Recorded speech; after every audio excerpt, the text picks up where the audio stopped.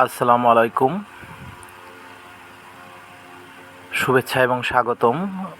আজ কালিয়াকৈর আদর্শ উচ্চ বিদ্যালয়ের প্রবেশদ্বার দেখতে পাচ্ছেন। একটি বিশেষ উদ্দেশ্যেই আমরা আজকের এই স্কুলে আমরা এসেছি। এটি একটি ঐতিহ্যবাহী স্কুল, কালিয়াকৈর আদর্শ উচ্চ বিদ্যালয়। এই বিদ্যালয়ে আমরা সেই ছোটোবেলাতে পড়াশোনা করেছি এবং আয়ুব ভাইকে দেখতে পাচ্ছেন। আয়ুব ভাইও কিন্তু আমাকে দেখে অনেকটা খুশি যে শফিক আসছে।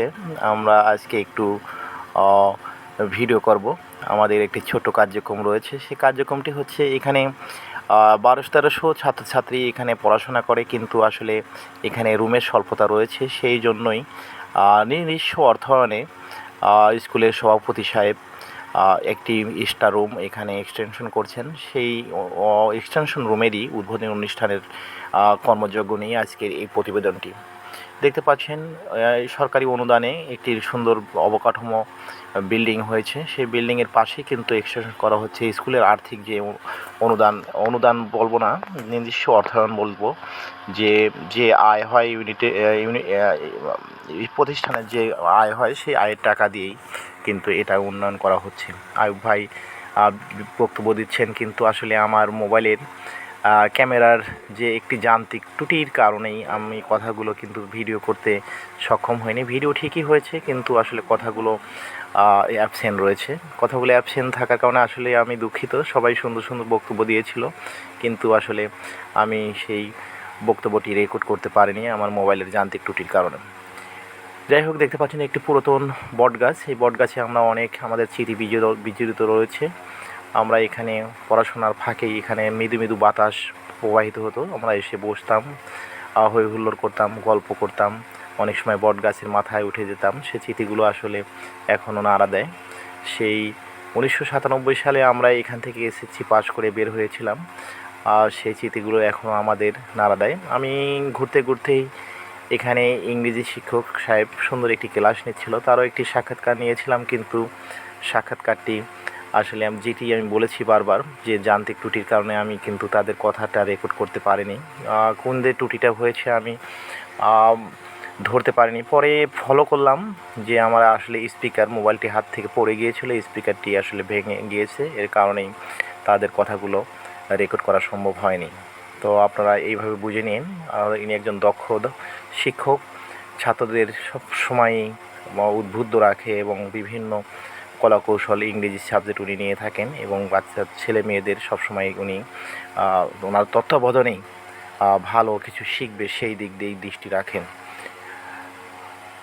স্কুলের মূল অবকাঠামো দেখতে পাচ্ছেন। আমি আরেকটি ক্লাসরুমে ঢুকলাম। এখানে ছেলেমেয়েরা একসাথেই ক্লাস করছিল। এখন একটু ধান কাটাকাটির সময় যে বাড়িতে সবারই কাজ, সেই কারণে কিন্তু উপস্থিতির হার প্রায় 70% অ্যাবসেন্ট রয়েছে। তাছাড়া কিন্তু এখানে অনেক ছাত্রছাত্রী থাকে। এখানে আরেকজন শিক্ষকের সাথে আমি কথা বললাম। উনি স্বতঃস্ফূর্তভাবে সুন্দর সুন্দর বক্তব্য দিচ্ছিলেন, কিন্তু আমি বারবারই দুঃখ প্রকাশ করছি যে ওনাদের বক্তব্যগুলি রেকর্ড হয়নি, কারণ আমার মোবাইলের যান্ত্রিক ত্রুটির কারণে।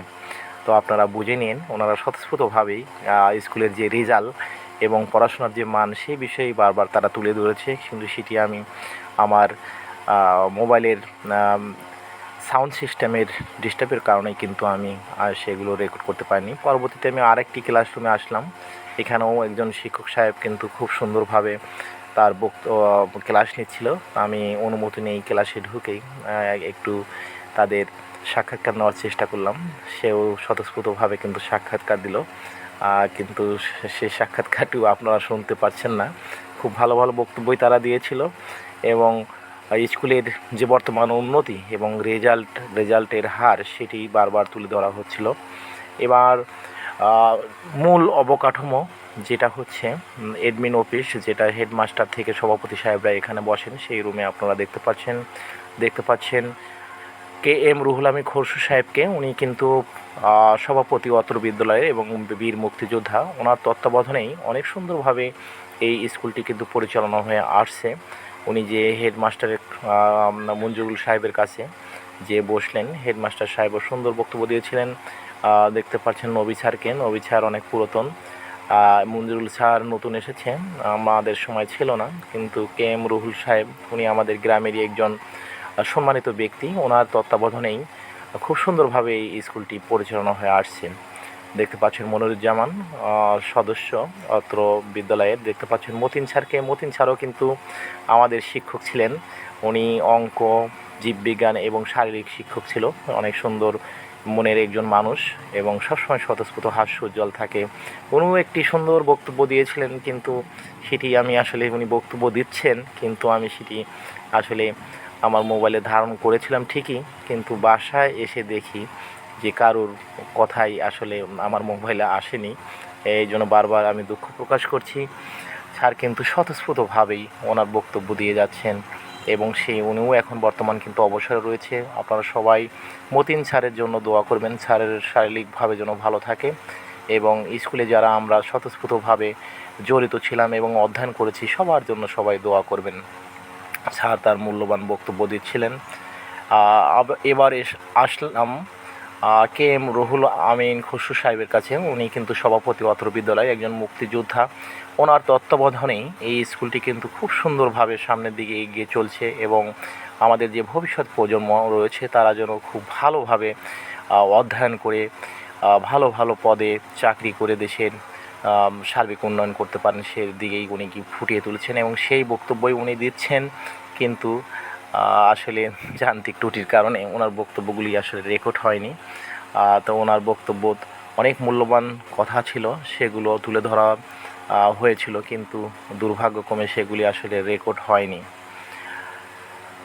তো এই উন্নয়ন বিষয়েই উনি কথা বলছে এবং বর্তমান পাশের হার থেকে শুরু করে বর্তমান এই প্রত্যন্ত বিল অঞ্চলের যে স্কুল রয়েছে সেই কথাগুলো তুলে ধরছে এবং স্কুলের যে ভবনগুলি রয়েছে সেগুলো অনেক পুরাতন। সে ভবনগুলি আসলে নির্মাণ করে নতুন বিল্ডিং হওয়ার দরকার, সে বিষয়গুলি উনি তুলে ধরছে। সেই যেহেতু সরকার সব দিক দিয়ে পেরে ওঠে না, সেই জন্যই নিজস্ব যে অর্থ ছিল সে অর্থগুলো কিন্তু আসলে আত্মসাৎ করার চেষ্টা করেনি। তারা সবাই মিলেই স্বতঃস্ফূর্তভাবে এই কাজগুলো করার চেষ্টা করছে।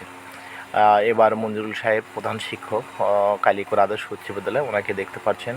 উনিও অনেক সুন্দর মনের মানুষ।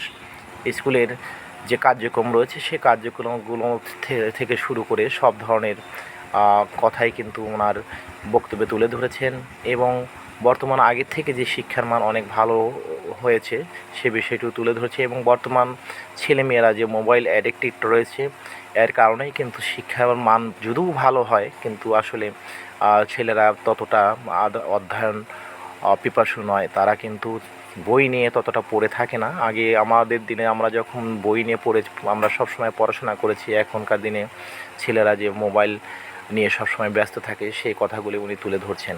তারপরেও নানা প্রতিকূলতার মাঝেও স্কুলের যে সার্বিক উন্নয়ন হয়েছে এবং ছাত্রছাত্রীদের রেজাল্ট যে অনেক যথেষ্ট ভালো, অত্যন্ত বিল অঞ্চলের একটি স্কুল হওয়ার সত্ত্বেও প্রত্যেক বছরই কিন্তু একটা আশানুরূপ রেজাল্ট করে থাকে। দেখতে পাচ্ছেন এখানে যারা গ্রামের মুরব্বিয়ান থেকে শুরু করে যারা প্রাক্তন ছাত্র তারা উপস্থিত রয়েছে এবং এখানে দেখতে পাচ্ছেন কালিকর আদর্শ উচ্চ বিদ্যালয়ের একজন দক্ষ অধ্যক্ষ। উনি কিন্তু ওনার এই স্কুলে অধ্যয়ন করেছেন এবং পাশেই একটি ডিগ্রি কলেজ রয়েছে, অধ্যক্ষ আবুল হোসেন ডিগ্রি কলেজ। সে কলেজ সম্বন্ধেও এবং স্কুল সম্বন্ধে খুব সুন্দর বক্তব্য দিয়েছেন। সে বক্তব্যটি আমি কিন্তু সঠিকভাবে ধারণ করতে পারিনি। আমার মোবাইলের সেটিংয়ে কোথায় ভুল ছিল এবং অপর পক্ষে এই স্পিকারটি নষ্ট ছিল সেদিকে আমি খেয়াল করিনি। ওই অবস্থায় ভিডিওটি ধারণ করেছিলাম। সেই জন্য তারা যে সুন্দর সুষ্ঠুভাবে এই অত্র বিল অঞ্চলের ছেলে মেয়েদের সঠিকভাবে দিক নির্দেশনা দিয়ে তাদের এগিয়ে নিয়ে যাচ্ছে সেই বিষয়গুলো তুলে ধরার চেষ্টা করছে, কিন্তু আসলে সে কথাগুলি যদি আসলে এই ভিডিওতে থাকতো আপনাদের অবশ্যই ভালো লাগতো। কথাগুলো তারা ঠিকই বলেছে, কিন্তু আসলে যান্ত্রিক ত্রুটির কারণে আসলে সেটি আমাদের ধারণ করা সম্ভব হয়নি। এই জন্য দুঃখ যাচ্ছে। মোস্তফা সাহেবকে দেখতে পাচ্ছেন, উনি জন্তিহার প্রাইমারি স্কুলের একজন